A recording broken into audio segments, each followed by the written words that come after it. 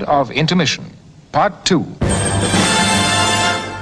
What's fascinating to me when looking at them, where they'd come from, where they ended up, there seems to be this incredible tension, this tug of war between the angels of their better nature, where these guys wanted to evolve. They wanted to be better people. And John obviously wore it on his sleeve about, till Yoko came along, it's like every good thing that happened after 1968 was because of Yoko and his becoming a feminist in his fashion. Paul's similar sort of progressivism in making Linda a collaborator, co-credited songwriter with him on stage and in the studio, all that stuff, and giving her due at every opportunity.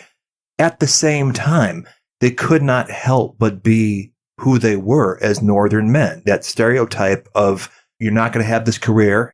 Too bad, Linda. You were a acclaimed photographer, but now you're in my band. George with Patty, certainly. You hear all kinds of stories, and not all of them are BS. There's some credible witnesses to John's treatment of Yoko, and we know some of the things that went down. So I think they wanted to be better people, but there was part of them that this hold that their background had on them as far as the examples that they were given in their formative years of how men treated their women. They couldn't fully escape that. And maybe to younger generations who are looking to give everybody a purity test, well, they fail by that standard without having the mature perspective of human beings are messy and complex. And if these things on the negative side of the ledger carry more weight than the positive side, well, too bad for you. I mean, I don't know who you're going to have left to enjoy at this point. Right. And I think as a historian, you appreciate that society is always in flux. Things change over time. Cultural norms, social norms completely change.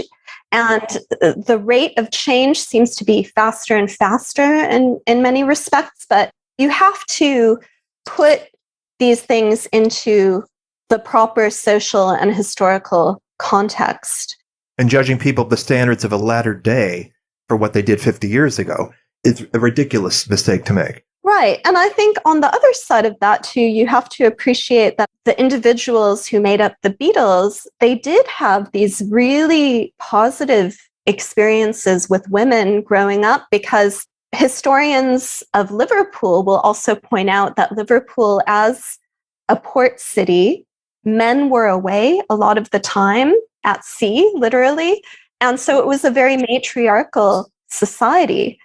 And John Lennon's talked about that, his first feminist education was being around all his aunties, because he had many. And Paul talks about how important family is to him and all his aunties who kind of stepped in to help out once his mother passed away.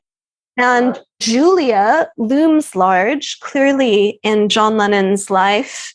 In his imagination, we have that absolutely gorgeous song that he wrote for her. And, Yoko is brought into that lyrically as well as the ocean child in that song. But Julia taught John his first chords on a banjo. So that was another important part of the book that I wanted to show, that as young men, as children, and as young men, the individuals who make up the Beatles, John, Paul, George, and Ringo, had these. And if we talk about Pete Best as well, and Mona Best's role in the early Beatles story, they had all these very strong, interesting women in their lives. I think that's an important piece of the story that I wanted to emphasize. I hear this all the time from my students, where they sort of assume that 20 years ago is ancient history. Back in the day when you were young, what was that like? And, in terms of relationships between men and women, oh my gosh, things must have been so backwards and so archaic even then that, going back to, say, the 1950s, 60s, I think their minds kind of explode. They can't think about, it must have been so sexist and misogynistic, etc. And I just really wanted to point out that there were so many very positive and good dynamic interactions between the Beatles and the women around them, that they really did appreciate people like Astrid, who was so different.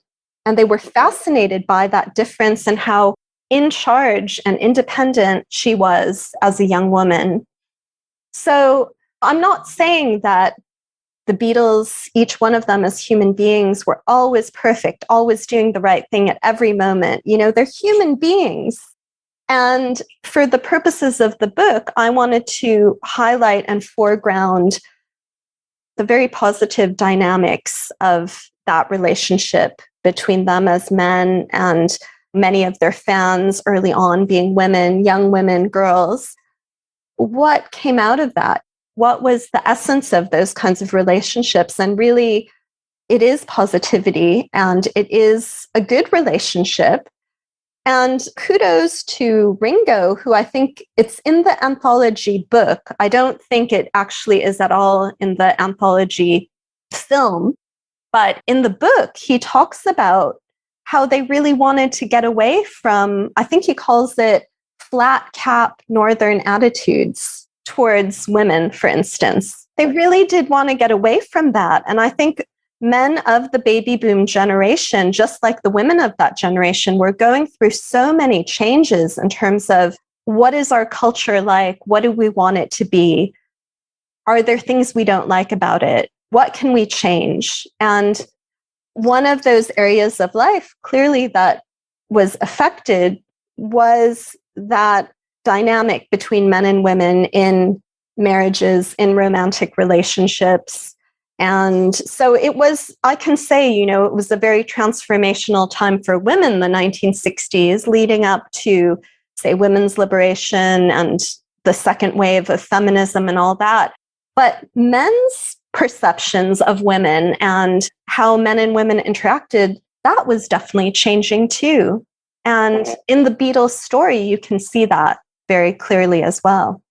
Do you think that, as with so much else in music, certainly in art, that the Beatles had this incredibly refined antenna to sort of anticipate or be sensitive to what was coming and manifest it as they did creatively? So too did they with their relations with women. Do you think that that was something innate that is consistent with everything else we know about them?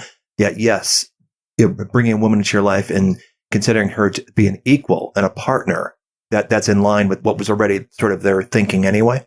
I think so. I think they were clearly progressive, creative people. And I think they were willing to see things that weren't, or they did see things that weren't already ubiquitous in the culture. They manifested these ideas, these visions through their music, but also how they interacted with people, what they wanted to be part of. I mean, I think it's great that more stories are coming out now about Paul's involvement in the London scene and the art scene. And we've always known this, but I think it's just become more of a focal point. I think he's talked about it more.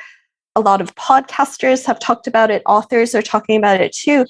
John usually gets the credit for being sort of the adventurer, the sort of person who's willing to really go out on a limb and try new things and see things differently. But Paul was equally so, I think, definitely. More so by the mid-60s, when he is having this unique situation where not only is he not out in the suburbs living in rich people's belt and married, he's living in London as part of the counterculture. And the other thing, to go back to something you mentioned before, is, Jane Asher and the Asher family, fast tracking his cultural enrichment, everything that flowed from that. I have no expectation that Jane will ever write a book talking about what was going on with her and Paul, because people want the salacious stuff. But to me, just for the purposes of history, it might be interesting to get her perspective on what they proactively did. And I would extend that to Margaret Asher as well, who he very much looked at as a surrogate mother figure.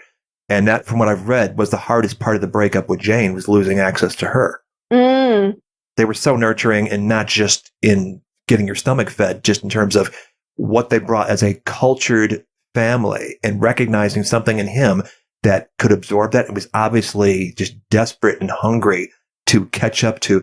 There's a quote, "I must know. When things are happening, I must know." He so wanted to educate himself, and very quickly. Yeah, again, that connection with Jane's mom, Margaret, who's the music professor, they're all very highly educated, and they have a lot of what sociologists call cultural capital, right? They have a lot of cultural knowledge. And she becomes another, even though he's already the successful musician, he's kind of the center of the pop culture universe at this point. But here he finds another female mentor, really. I see that Margaret is another one of these older women in his life that is providing him with something very substantial in terms of understanding the world better. And the fact that he turns to her as this knowledgeable person, and certainly he saw that from Jane too, who is very smart, and I'm sure that was such a huge attraction, that she was this very elegant, cultivated, cultured person. He gets that as well from her mother, that knowledge, that he's seeking to learn more about the world.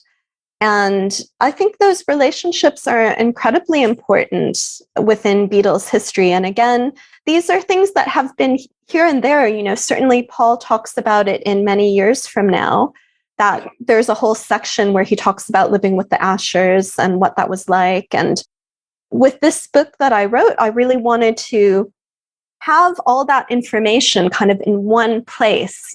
There hasn't even been a book, although I understand and I've seen promotion for a book coming out soon that focuses just on the wives.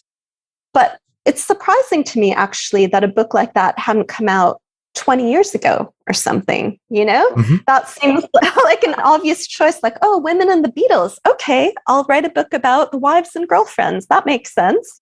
But as you can see in the book that I wrote, it's just one chapter that focuses on them, even though they do come up elsewhere in the book. To me, the exciting part of A Women's History of the Beatles is that relationship between the female fans and the Beatles. What has that meant? How has that manifested? I'm, of course, totally fascinated by Yoko and Linda and Jane and Patty and Astrid too. Everyone, they're so integral to the story, and certainly they need to be in there.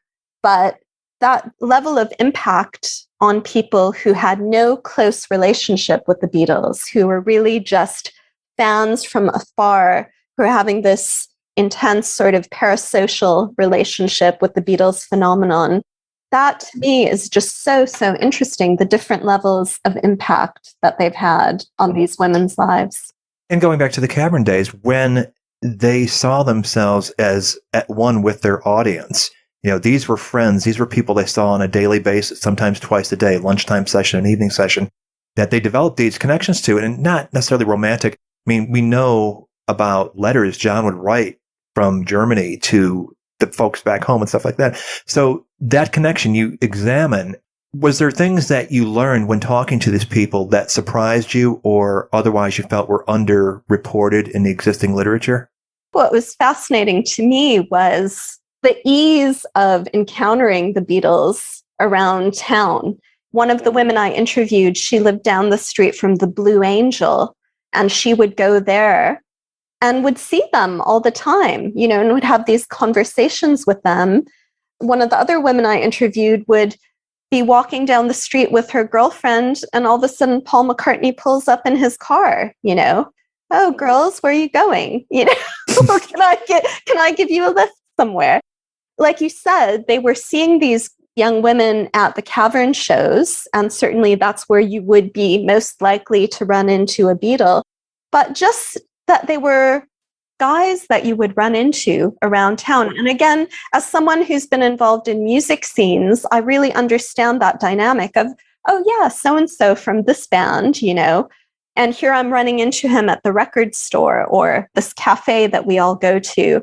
And just, I guess, getting that real everyday feeling of what that was like, that the Beatles just were part of the local culture, and they were just these guys that you knew and would see around town, and they were usually very friendly. And I sort of knew that already in some way from other things I had read, but hearing it directly from the women I interviewed was really special, to have that eyewitness testimony from someone who was sitting directly across from me.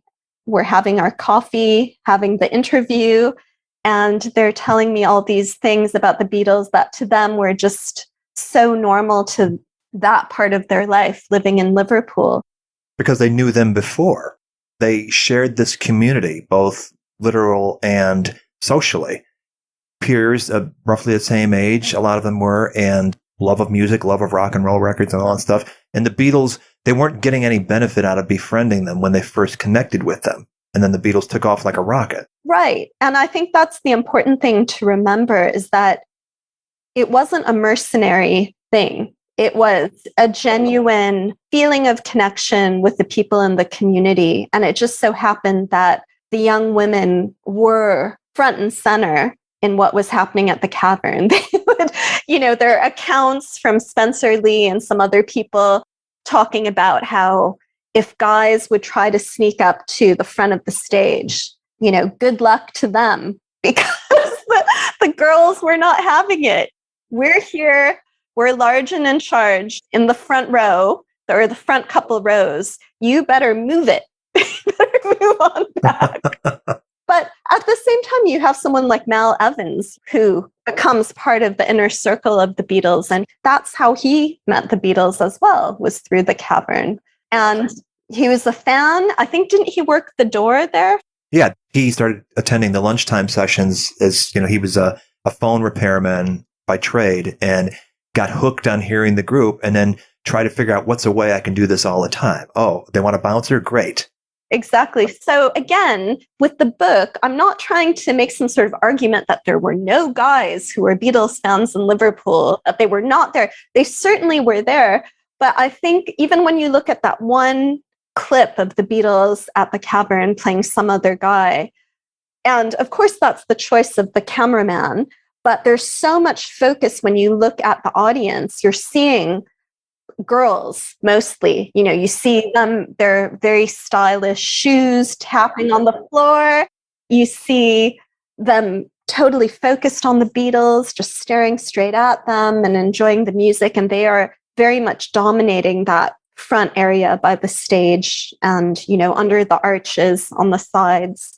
Other people have brought in those stories. Mark Lewison definitely does in Tune In.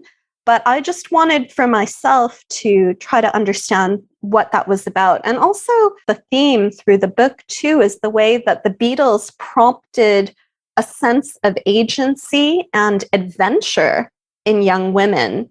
And we see this from the very beginning at the cavern, where girls from all across Merseyside, as soon as they hear about the Beatles or stumble onto one of their shows at one of these other locations, not the cavern, but one of the many places they played around the whole region, these girls were just hooked and had to see the Beatles at every opportunity and would travel around the whole Merseyside region, travel really far from the outer suburbs to get to the cavern.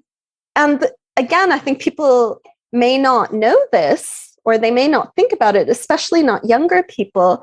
But at the time in Liverpool, most people didn't have cars, and girls especially generally had much stricter rules in terms of where they went out, what time they went out, and with whom.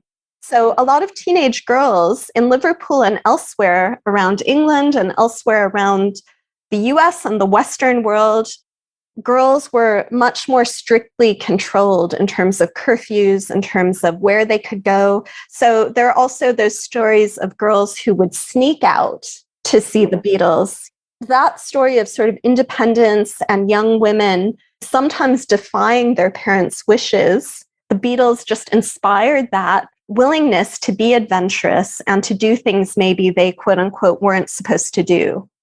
That was part of the Liverpool story, especially as a cultural historian, thinking about that time period was also very interesting to me.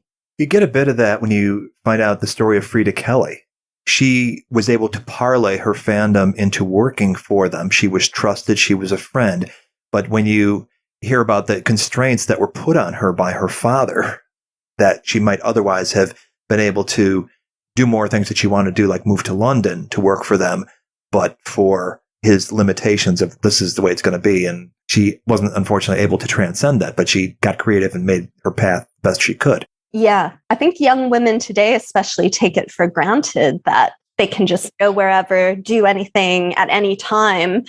But just 2 generations back or so, that wasn't usually the case. Now, as an extension of the fandom that sprang up in Liverpool around the Cavern, the people that got to see the Beatles every day, there was then the strain of fandom that came along after they'd made it, that started manifesting itself at EMI and then on the steps of Apple on Savile Row, the Scruffs. I was able to interview Lizzie Bravo, who I asked her, I mean, some people say, oh, she's not part of the Apple Scruffs, but I did ask her in the interview if she considered herself part of that group, and she did say she did. They're very territorial about that, aren't they? Who's a Scruff and who isn't? I've found that in my experience. Again, we see a total dedication and a sense of adventure yet again, because, for instance, in Lizzie Bravo's, she and a friend flew from Brazil to London, and that was the main impetus for doing that, was to meet the Beatles however they could. And all of a sudden they realized, yep, we can go stand outside EMI Abbey Road. And lo and behold, there were already heaps of girls who were doing that. And she described, how ordinary and everyday it was in terms of being, after, of course, the shock had worn off that she actually met her hero, John Lennon, for the first time. But as she was there more and more often, it just became a normal part of her everyday life to go and say hello to John and Paul and talk with them. And how easy that actually was. There were no big barriers that were blocking these girls from taking close-up photos of the Beatles or shaking their hand or getting an autograph or giving them gifts or whatever it was they wanted to do, even just say hello and get a smile and a wave. It is, again, the sense of adventure and a desire to pursue something that you're really interested in. If the Beatles is your number one hobby, if it is the center of your universe as a teenage girl, what could be better than to have that opportunity to actually meet them and engage with them in some way, one-on-one, even if it's just for 30 seconds a pop. But what they did is just so brave, I think, really, the gumption and the moxie that these girls had to just put themselves out there and not care about what other people may think about them. I mean, that goes back to, of course, the Beatlemaniacs screaming at the concerts and running up to the stage and trying to break into hotels to try to get to their floor and meet them. I mean, wow, these are really young girls who are just giving themselves, oftentimes very young girls, giving themselves permission to do this, having that sense of fun and adventure and breaking the rules and not caring that, I'm a 14-year-old girl and this is not how I'm supposed to behave. This is not the right decorum, for someone of my age and gender. I don't care. I'm just going to do what makes me happy. And if meeting the Beatles makes me happy, if I'm going to be standing outside in the cold, waiting for 8 hours to see George Harrison, so be it. That's where I'm at right now. That's what I want to do. And I love that you see a couple of those young women in Get Back. I had forgotten until I saw Get Back in November, those wonderful street scenes where you do get to meet these two Apple Scruffs who are outside Savile Row, and they're supportive of the Beatles. And I think there's a question that's asked right about Yoko and John's relationship. Mm-hmm. And they're basically saying, yeah, why not? They get around. Yeah, I think the reporter is, expecting them to say something critical or negative, and they don't. But yeah, it's great to see all those different aspects of young women playing a part in the history. And the Apple Scruff story is another interesting segment of that history. And again, something that I wondered about at some point, who were these girls? How did they get permission to be there? Was it really so easy to meet the Beatles? And it wasn't until I talked with Lizzie that I got a better sense of what that would have been like. As depicted by the largely male writers, or maybe just informed by a male sensibility, that because you're a guy, you automatically think, oh, well, they just wanted to have sex with the Beatles. That's why they wanted this kind of proximity.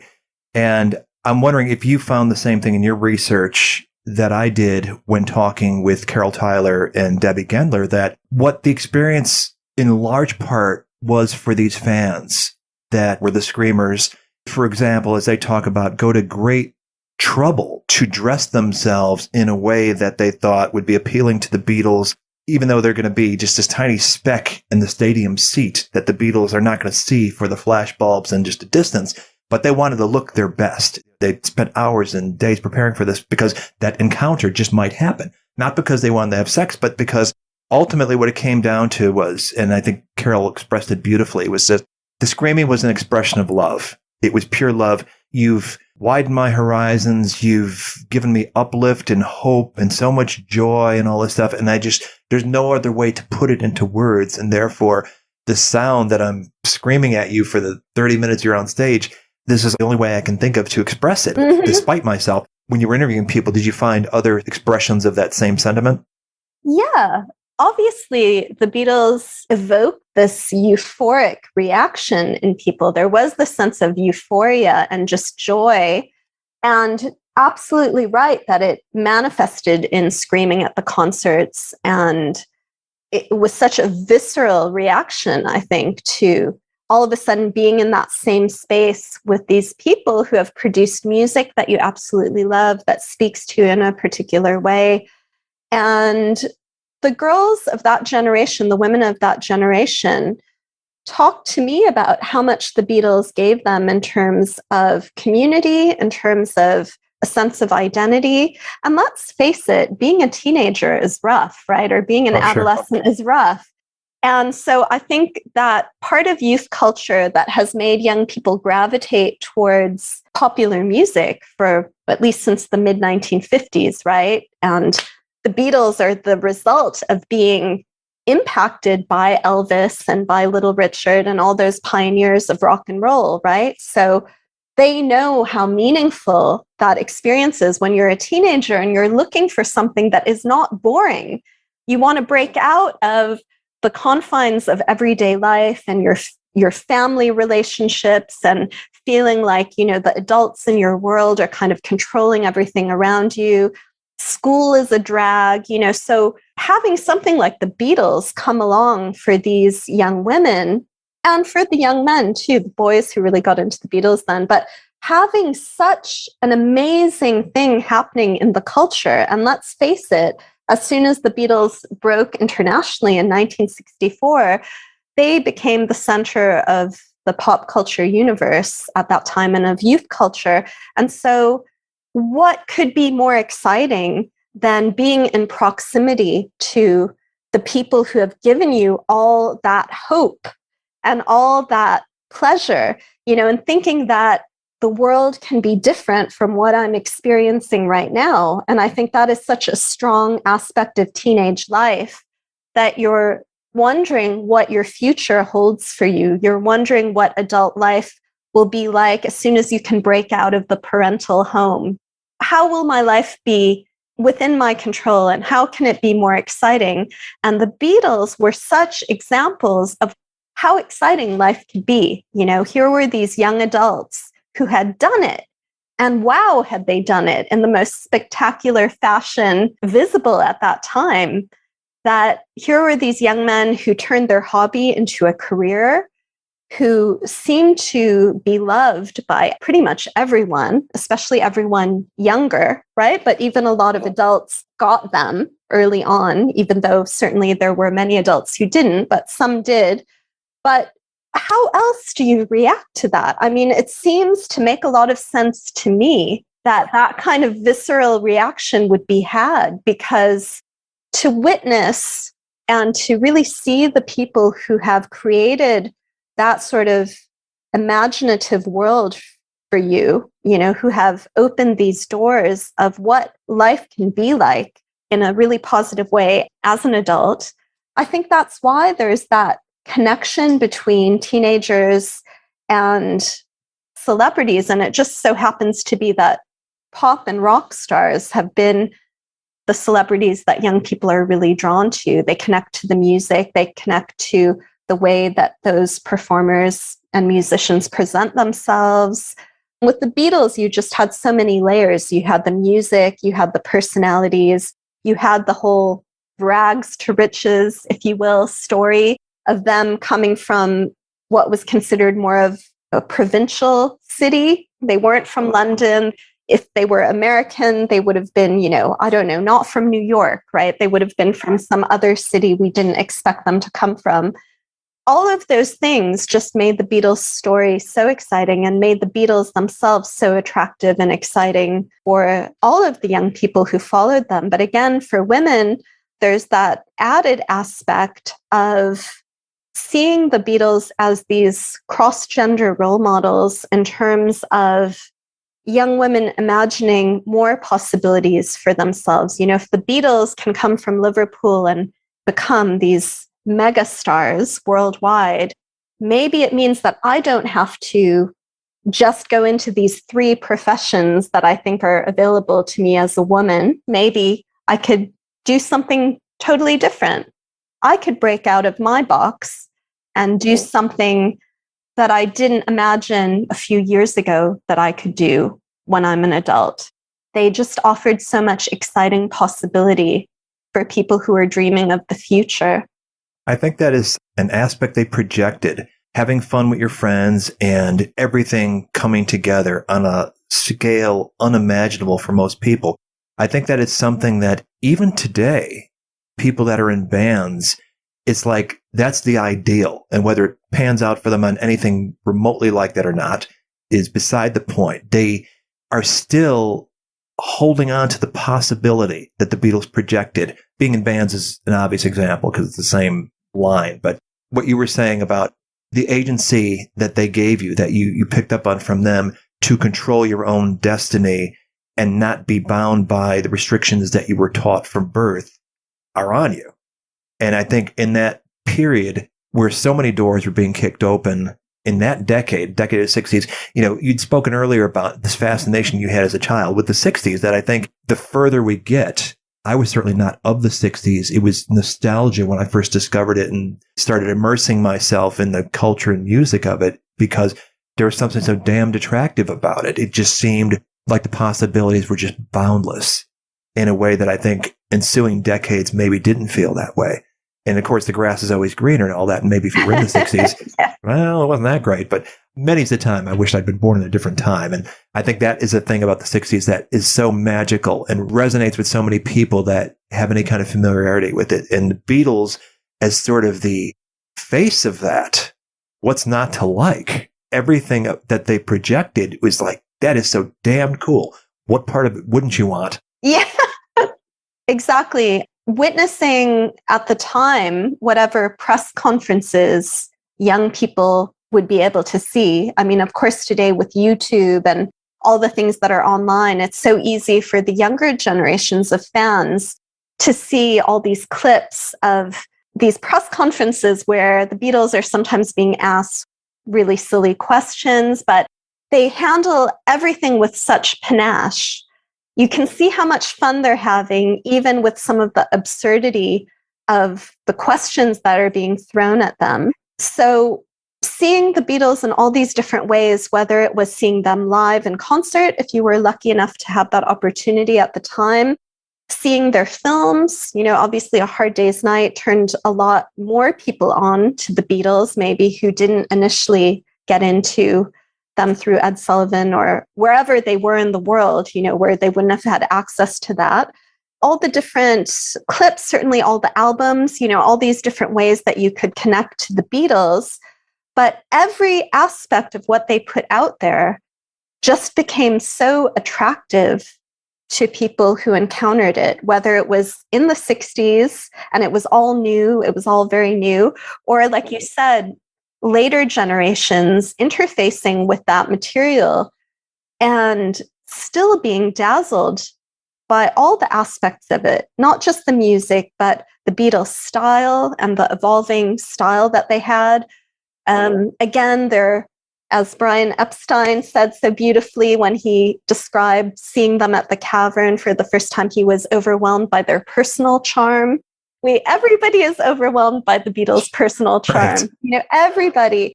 And it just all goes together so well to create this ultimate, as I said, example. The Beatles really became these role models of how to try to live your life in a way that A, you couldn't have imagined for yourself, and B, just to always try to put the best of yourself out there, even if it doesn't always work. Even the Beatles, who we can't really say that they had sort of failures in their career, but watching the part of the anthology last night where they talked about Magical Mystery Tour, that was not a high point for them, really. That when Magical Mystery Tour aired on Boxing Day in England, so many viewers were critical of it at the time. Even their fans thought, this isn't the best of what they put out there.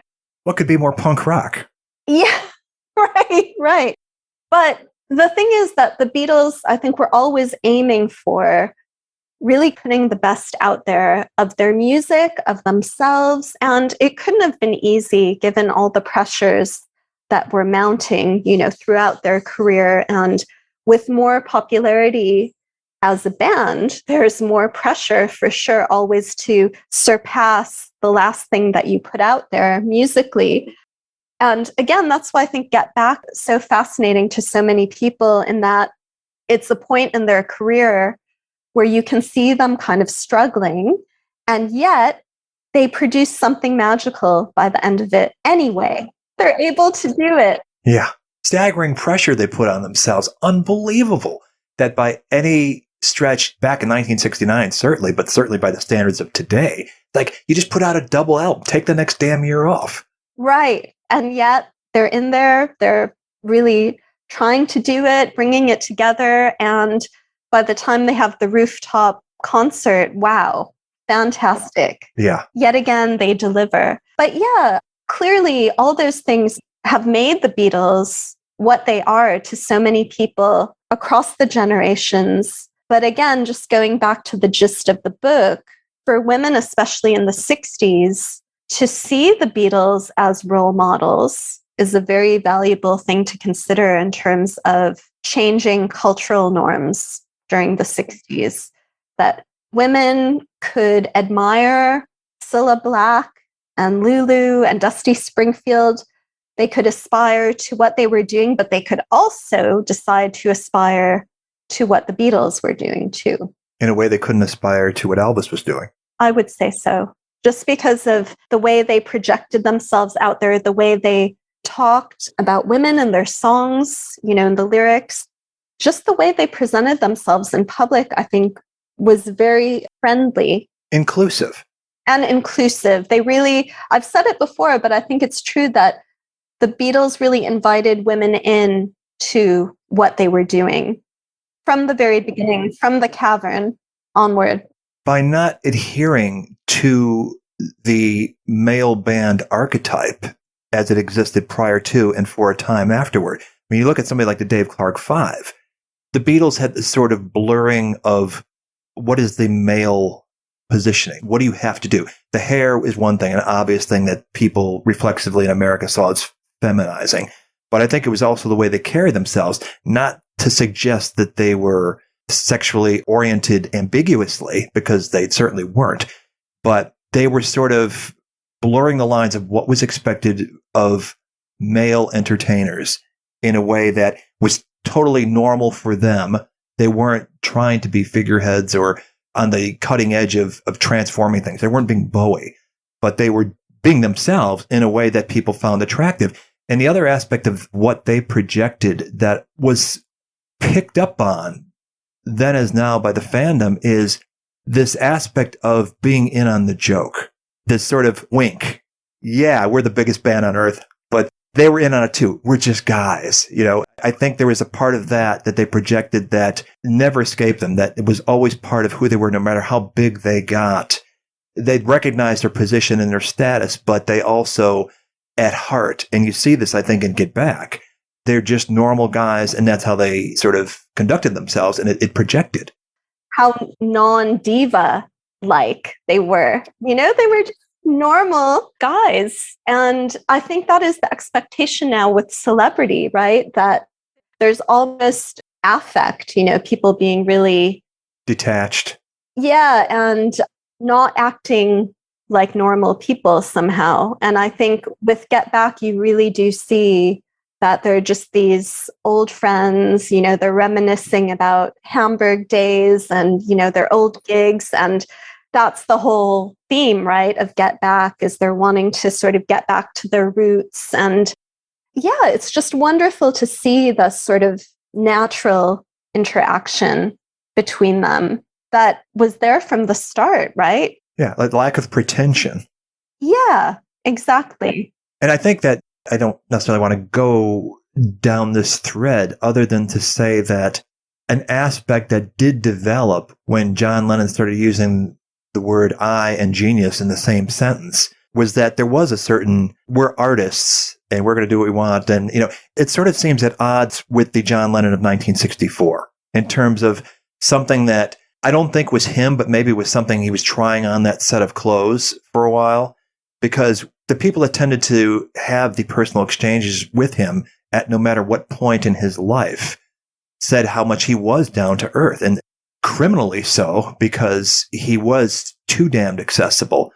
But you get those stories over and over and over again, people that knew him in New York. It's like, I think that part truly did not leave him, that Liverpoolness of that sense of community with the people that were around him, that it was natural to him and he actually really wanted it and felt like he needed it. And I think that any moments when he did try to separate himself socially or through isolation, I think that's where he suffered.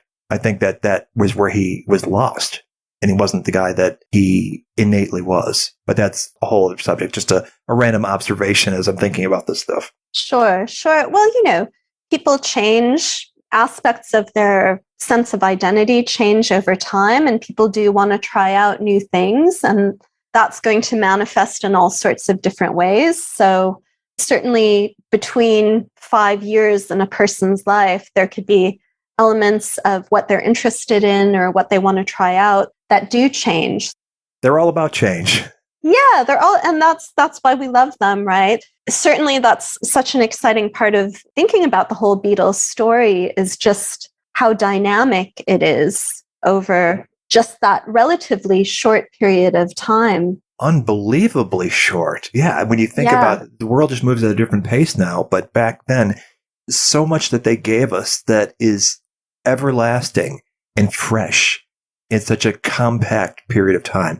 It's just staggering. And I think that's the thing that decades from now, people looking back at the Beatles are going to be marveling at. It's unbelievable. That concentration, that nuclear blast of creativity in such a small period of time, when other people, it takes them decades to sustain a fragment of that. Yeah, 100%. And again, going back to thinking about the Beatles as a band in the 60s, certainly we can talk about all the ways the legacy of the Beatles has transcended the time period, and they were always ahead of their time in many ways. But it's that fascination with the Beatles within their time as a band that always was so intriguing to me, and also became a portal, I think, for these different interests because of the things they were pointing out as people experiencing that time period. And again, watching the anthology again, how they talk about the summer of love, is quite interesting as people who are not in San Francisco and observing it from afar. But that's such a well-known trope, or it's a well-known story, if you like, within 60s history. What was the summer of love about? As a teenager, I wanted to know more about that period of the 1960s and what that meant within San Francisco, but also how it affected other parts of the world. They made me want to think more about post-war British history, what was going on in England right after World War II, that became sort of what their historic context was, to come out of Liverpool by 1960, what had their experiences been like growing up at the time that they did, and impacted them in terms of doing what they did in the 1960s and helping create the culture that you and I and many other people are so in awe of. There's so many things about that decade that are fascinating. And again, because the Beatles are at the core of it and creating so much of what's happening, influencing so many people at that time, there's so many things to look at. It's kind of overwhelming, which is, I think, why there are so many books about the Beatles, because the Beatles open up so many questions, not just about their music, not just about them as individuals, but all these different threads that you can follow as someone who's interested in cultural history. There are a lot of things to think about. Absolutely. It's boundless. And you put your finger on something pretty profound in terms of the post-war British life, given it was not until summer of 1954 that the final restrictions that were taken off from wartime on things that you couldn't buy. And it was like this pot with a lid on it that had been boiling to that point. And here are the Beatles, 54, the oldest ones are 14 years old and 13 and 12, that suddenly the restrictions are off. And skiffle, I don't think it's a coincidence that it took off as a fad at that time, when suddenly British kids had money in their pocket and they were able to indulge themselves in a way that they hadn't to that point. And we see by the time of the 60s, the sort of natural extension of, you have that sort of suppression to that point, and suddenly you're coming into your own as adults, transitioning from teens to adulthood, and you've got money in your pocket and you've got these possibilities that were restricted for half your life to that point. And suddenly there is this big burst. It completely makes sense, the more you look at that period, why these guys exploded with ideas and art and everything at that time. It's because they'd been living under this post-war hangover for half their lives. Yeah, that's right. I mean, to really understand why the 60s happened, how the Beatles became what they were, you really do need to understand that background, I think, that context, because that's exactly right.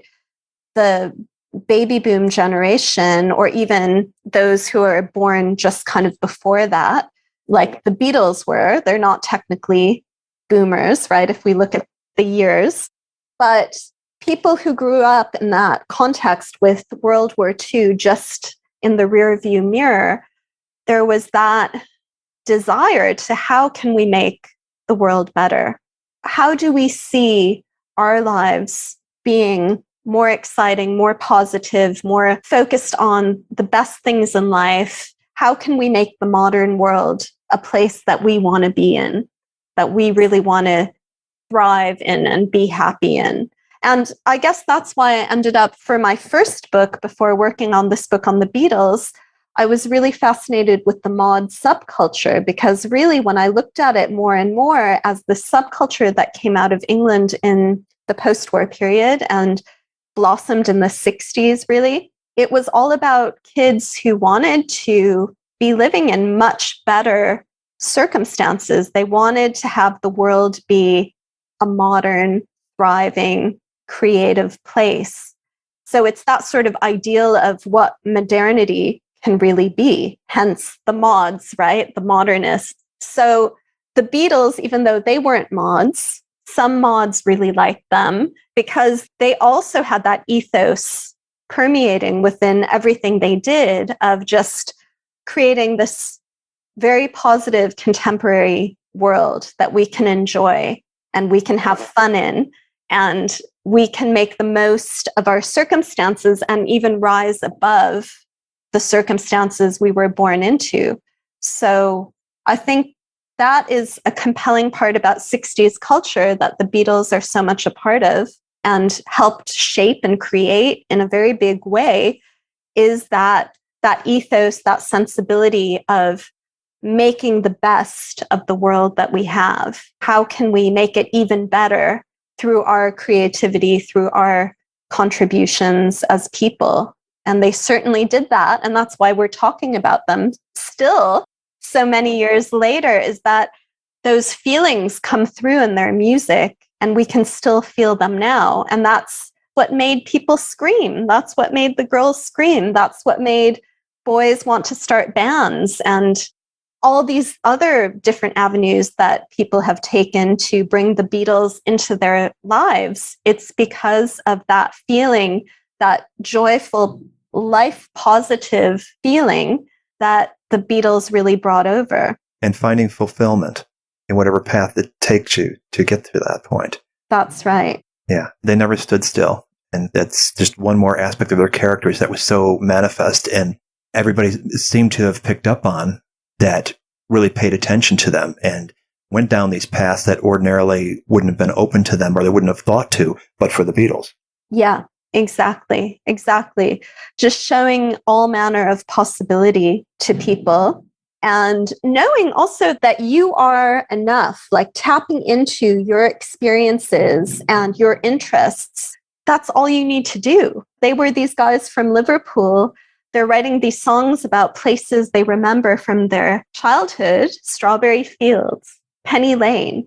They're tapping into those everyday experiences that they had in their hometown. So they really showed you just that tapping into who you are and the experiences that you've had can produce something that is greater than those sort of everyday experiences. I think one of the women I interviewed who produced the show in Brisbane that toured around called Lady Beetle, she really talked about that a lot, this idea that she was fascinated by the Beatles taking these ordinary aspects of what they saw around them and created these extraordinary things out of those observations, for example. Projecting the magic in them? Yeah. And that is such, I think, a great thing that the Beatles have done for people, is to show the magical things within everyday life. They take the human experience and they show the beauty in all these different dimensions of the human experience. It may have started out with more romantic songs about girls, but then we see the full transformation into these really in-depth, very thoughtful, thought-provoking songs. But I would say, even in something like She Loves You, the extraordinary joy and energy that you hear coming off that song, no wonder Beatlemania went nationwide in England at that point with that song. They had Please Please Me, they had Love Me Do, but really it was She Loves You that just blew the lid off everything. And you can see why. You can hear why. Even just that opening drum roll from Ringo. And one of the women I interviewed, Steffi Hempel, who does the amazing tours in Hamburg, the Beatles Hamburg, that was the song that did it for her, hearing that as a 9-year-old. What is this? Mm-hmm. I need to know more. I need to hear more. Even all those many years later, when she heard it, must have been in sort of the mid to late 80s, that she first heard that, it still had that power to just lift her up and draw her attention to what the Beatles were pointing out. So I don't think it's fair when people talk about, the substantial, artistically bona fide Beatles of the later years, and they're just shoving all the early music to the side, because that music was powerful in and of itself, and you wouldn't have all the later music without She Loves You, without I Want to Hold Your Hand.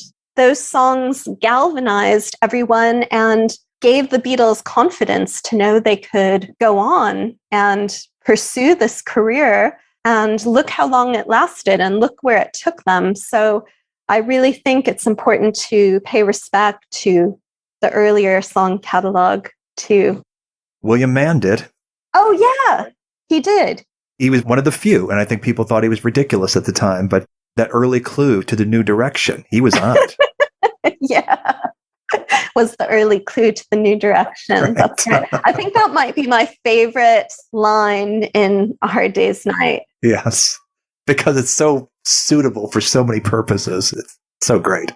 I think that, and when George, well, of course, the line about Greenland that John gives in the interview is at the press shindig. That's great. But I do love the early clue to the new direction. And I also love when But George talks about Ringo's drums and how you're not to touch them because they loom large in his legend. Right. That's pretty great too. There's so many lines. I know the psychological pattern and plays havoc with my drum skins. Yeah. Yeah. And just the fun. I mean, I know A Hard Day's Night was obviously written by Alan Owen. There is some improvising, I'm sure, going on, but it's scripted, it's a film. But even so, the persona of the Beatles and just all that joy and energy just comes across and feels so natural. It rings so authentic. He was no fool. Spending the time and studying them, he put exactly the right words in their mouths. And that's why that film stands up. Right. But just again, all that sort of sense of authenticity, being true to who you are, even in the marketed image of the Beatles, there's still that sense of this is not really far off from who they really are. When I heard and I did the research about Liverpool and the way that they came across at the Cavern, the way that their fans interacted with them, you can see the origin of also that image that's projected out during Beatlemania. It's really not different, to be honest with you. No, for sure. That is a mistake people make, to not take seriously those early years and that early work, which is so incredibly sophisticated and stands up and transcends a lot of what was going on with their contemporaries at that time. And yes, they used a lot of pronouns and stuff like that, but you got to look beyond that and don't undervalue that work because you don't think highly of the fandom at that time. These people were idiots. And of course, you have the great Bob Dylan quote about him hearing "I Want to Hold Your Hand" and knowing something sophisticated was going on there. He saw past the mania to recognize that. And that's why, every stage of the Beatles story is fascinating in its own right. And how fans, whether in the past or in the present, connect with the Beatles story. Obviously, it's oftentimes asynchronous. I think Alison was talking about this on that episode that you were talking about earlier with Carol and Debbie. The idea that later day fans come to the Beatles at all different points along their timeline. Whereas obviously with the first generation of fans, it's that strict trajectory A to B where you're thinking, okay, what are they going to do next? What is the next album going to sound like? And you don't really know.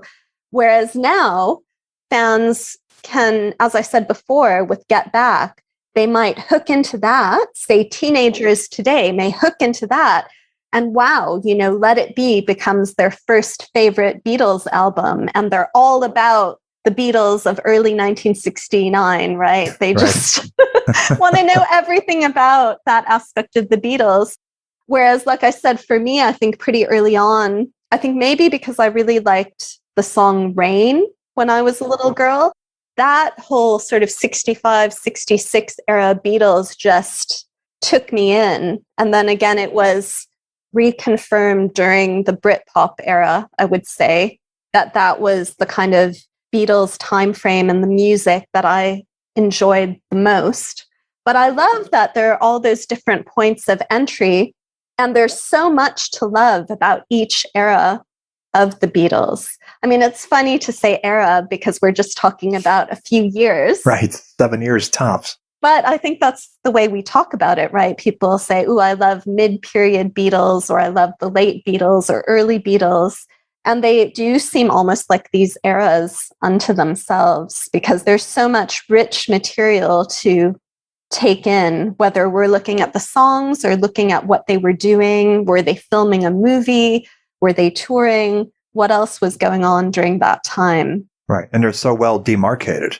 Yes, exactly. It's a staggering thing to realize the 3 years separate She Loves You and Tomorrow Never Knows. It's incredible. It's incredible to think about just the scope and the sometimes seemingly like drastic changes that were going on, the transformations that were happening. And I think this is something that you're hard pressed to find with other bands in terms of the timeline that you're talking about and the variety of what's being produced and the variety of things that are hooking into the Beatles universe from the outside, things that were going on in the 1960s that affected the Beatles, but also the way that the Beatles are changing within themselves and that's feeding into the music they're creating and putting out there for people. Yeah, George likened it to hothouse flowers. Just accelerated growth. It's like the amphetamines they absorbed in Hamburg never really lost their power. It's like it kept them going for years. Something About the Beatles. Created and hosted by Robert Rodriguez. Executive producer Rick Way. Title song by the Corgis.